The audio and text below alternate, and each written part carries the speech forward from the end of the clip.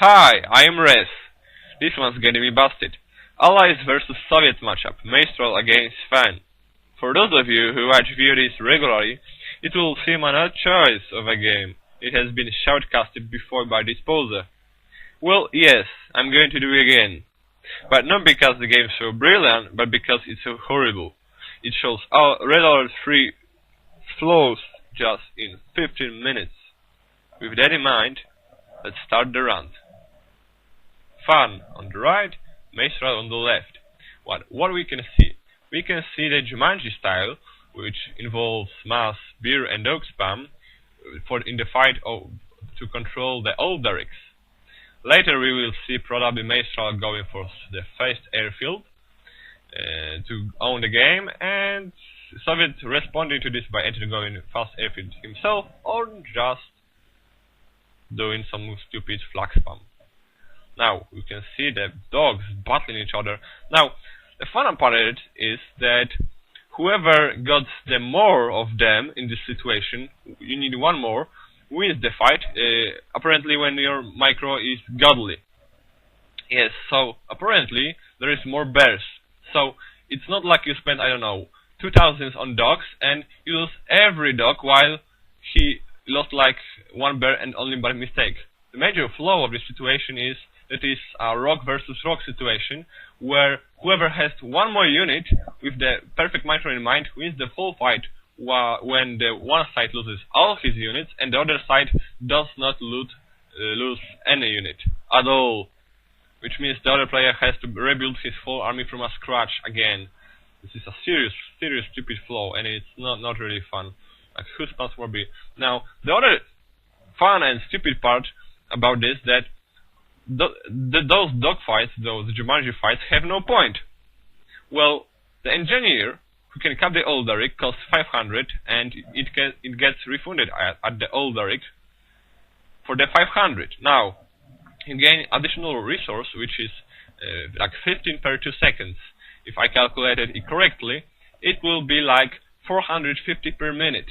Now go and calculate how many dogs and bears just died in those few seconds to get those 450 per 1 minute. I suppose they just lost 10 minutes worth of oil derrick time in those stupid fights. Or maybe there is some other point, I don't know. Now we can see the mentioned flag troopers, spam, and the airfield. How original. The fun point about the Vindicator, that one Vindicator costs the same as 4 flag troopers. The same, and they are 2 tier 1 units. But flag troopers can kill one Vindicator, one Vindicator can kill flag troopers. Also, Vindicator can fly and move around the map with impossible speed, while flag trooper die to anything from bears to tanks. And flag troopers are slow and can pass the terrain, which is the fun part. Now, the allied player will... Oh, the insta-pop turret of win. I click, you lose. The whole land units, the whole attack force, the beer spamming here are to no good because of this I click you win turret. Okay. Now, what does the Soviet player do? He makes airfield himself because he is forced to make some mix.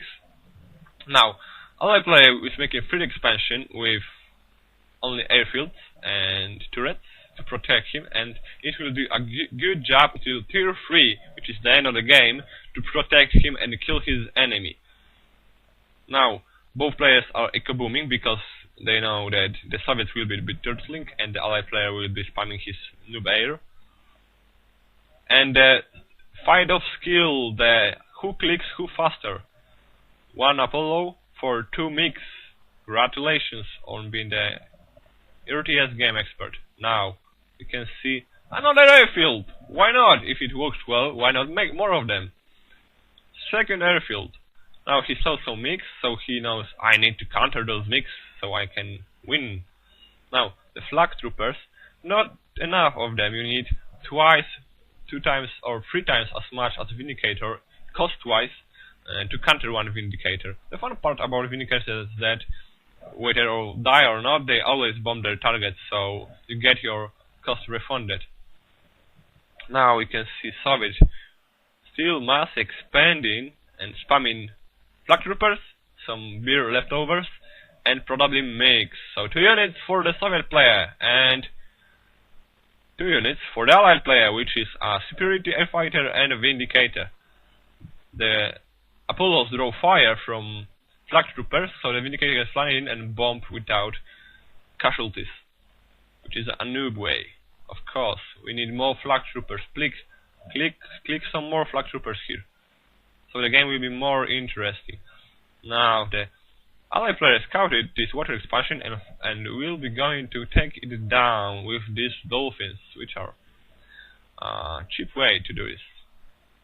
This effort can be countered here because flag troopers can't fly, can ride so fast.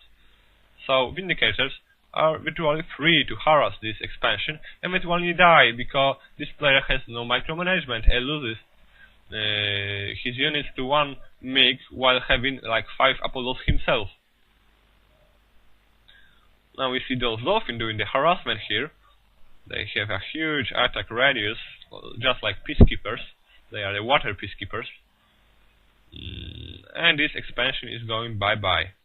Thank you. Now, the fun part about the water combat is that once you lose the domination of the water, you can rebuild it, because to build naval units, you need to build a naval yard. And naval yards are built on water, but water is in the hands of the other player, so you can do this.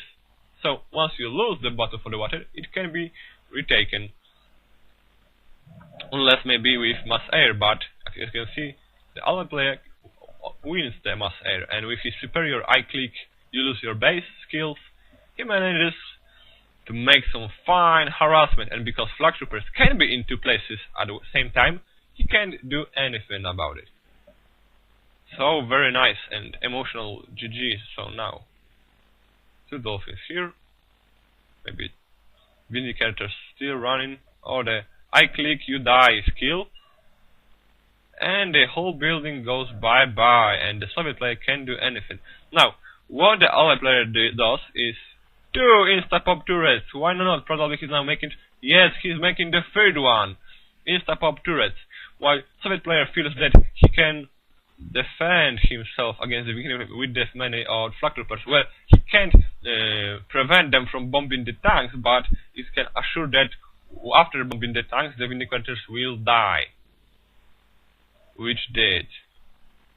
Okay, now we see more of those. I don't know. Still, for the Allied player, there was like planes and turrets only. Another 3rd turret. Maybe go make a 4th one. So it will be more. And the whole land force is stopped by this turret spam of skill and micro and macro.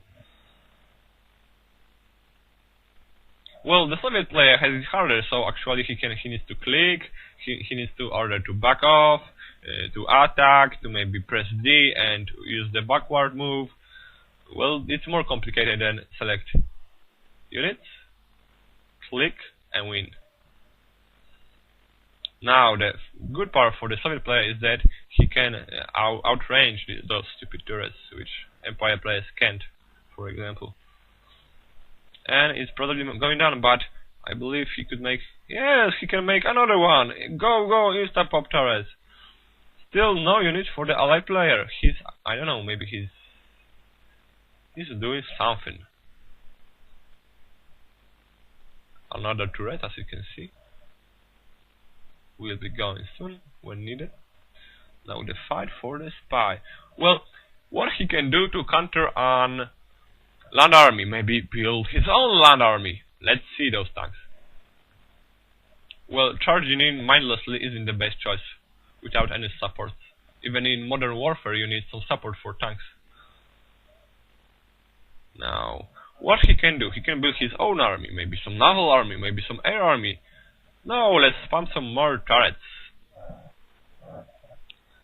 And the cheapest way to deal with mass army is to make spy. The unit costs like 100 bucks, or 750 bucks. The ability costs 1000 bucks, and you own the whole army. So we'll probably see some spy action now here. So going out for the cheap counters, which is air, turrets and spies, he's able to buy just 1 tank as they move back.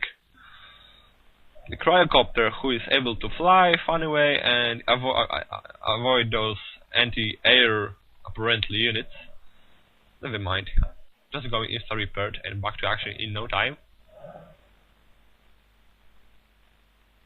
Well, the fun part of it that each unit has a hard counter to it. Maybe flag troopers have some beers, hammer tanks have some tank busters and the like, while air doesn't have any hard counter to them to itself. Only soft counter exists, and those counters ain't cost effective either. So you need to spend like 2-3 more times of a cash to actually get any chance of killing an air unit. Now, after mentioning those mindless Jumanji wars, I think they actually now started getting any benefit from those oil derricks as the beer and dogs started to be refunded right now at the end of the game. Now the allied player is in a hard situation, you can see it, because he actually decided to build some units, which is a tier 1 infantry unit, but still, it makes him build a unit. Well, he forgot about his turrets, I don't know why. And those tier 1 units are able to defend against those tier 2 units, okay. And more of the air spam. Well, and another trade-off, flag trooper for a vindicator, well, a mindless lose.